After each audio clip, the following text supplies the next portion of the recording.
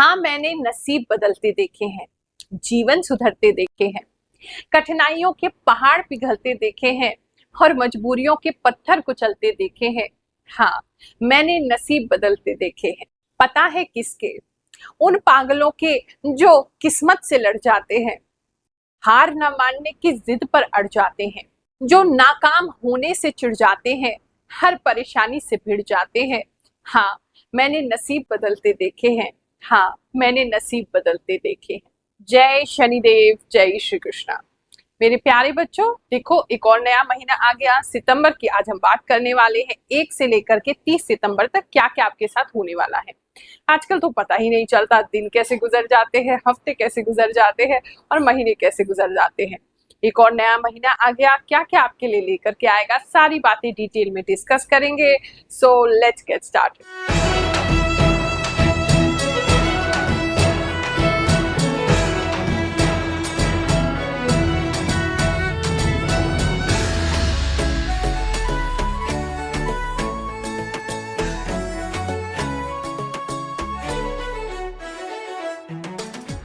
सबसे पहले इस महीने के फेस्टिवल्स यानी कि तीज त्योहार जान लेते हैं।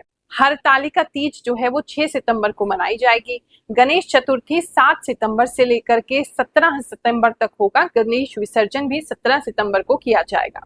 11 सितंबर को राधा अष्टमी यानी कि राधा रानी जी का हैप्पी बर्थडे है, उनका प्रकट उत्सव होगा।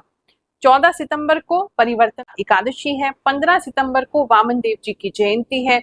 18 सितंबर को पितृपक्ष प्रारंभ होगा और 2 अक्टूबर तक चलेगा। सर्व पितृ अमावस्या जो है वो भी 2 अक्टूबर को मनाई जाएगी और 28 सितंबर को इंदिरा एकादशी है।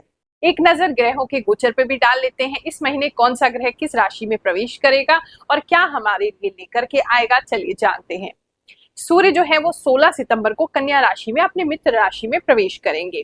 चंद्रमा जो है वो सिंह राशि में प्रवेश करेंगे 1 सितंबर को और अंत में भी अपनी ही राशि में गोचर करेंगे।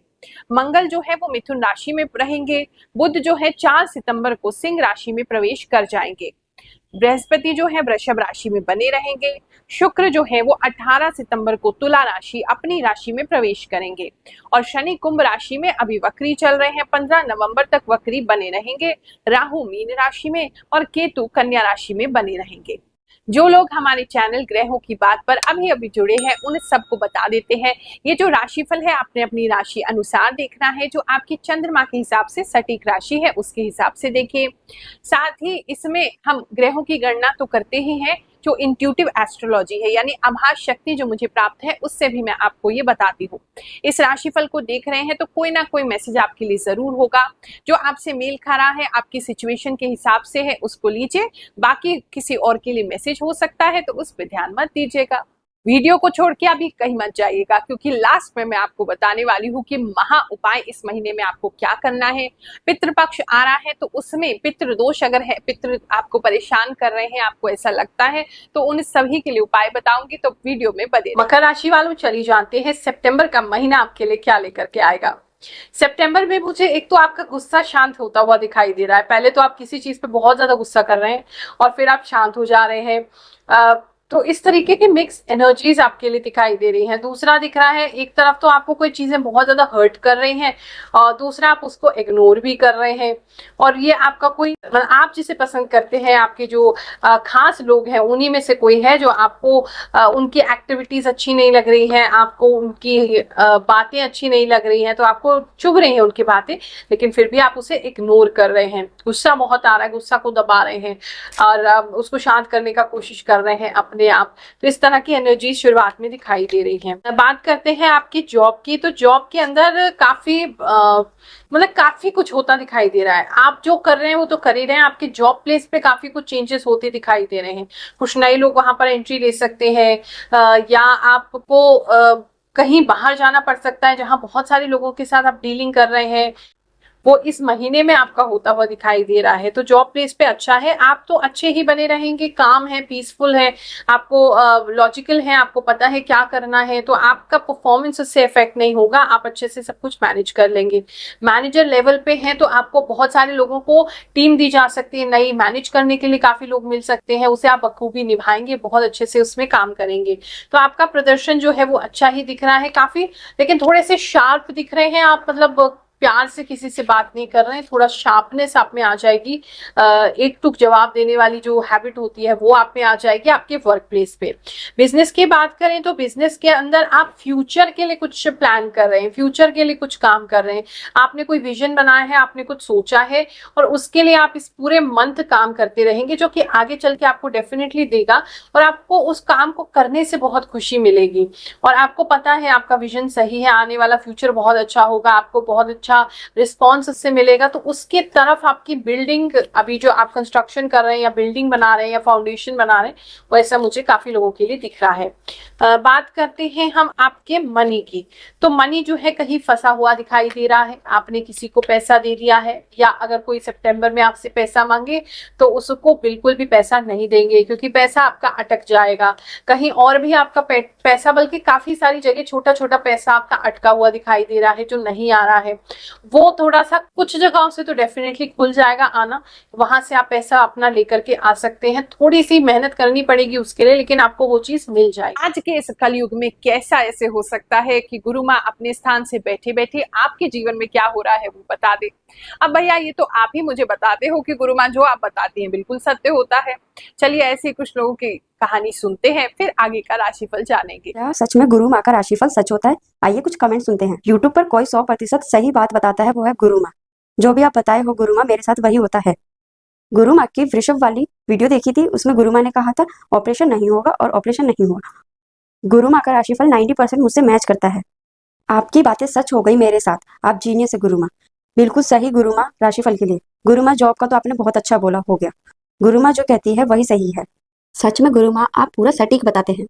गुरु माँ आपकी बताई हुई बातें सब सच होती है मेरे साथ। शानदार गुरु माँ, 100% सही बोला धनु राशि के लिए। अदरवाइज फाइनेंसेस की बात करें तो स्टेबल है, ऐसी कोई दिक्कत की बात नहीं है। खर्चे आप कंट्रोल में ही लेके चलेंगे तो आपके फाइनेंसेस हिलेंगे नहीं। लव एंड रिलेशनशिप की बात करें तो आप अपने पार्टनर के साथ अच्छा एंजॉयमेंट करते हुए दिखाई दे रहे हैं, काफी फन लविंग रहेंगे, काफी एक्साइटेड रहेंगे। सिंगल हैं तो आपको कोई पुराना फ्रेंड मिल सकता है, आपके फ्रेंड के कोई फ्रेंड हो सकते हैं जिनके साथ मुलाकात हो सकती है, वहां से भी कोई अच्छी हैप्पी वाइब्स आती दिखाई दे रही है, अच्छी फ्रेंडशिप आती हुई दिखाई दे रही है।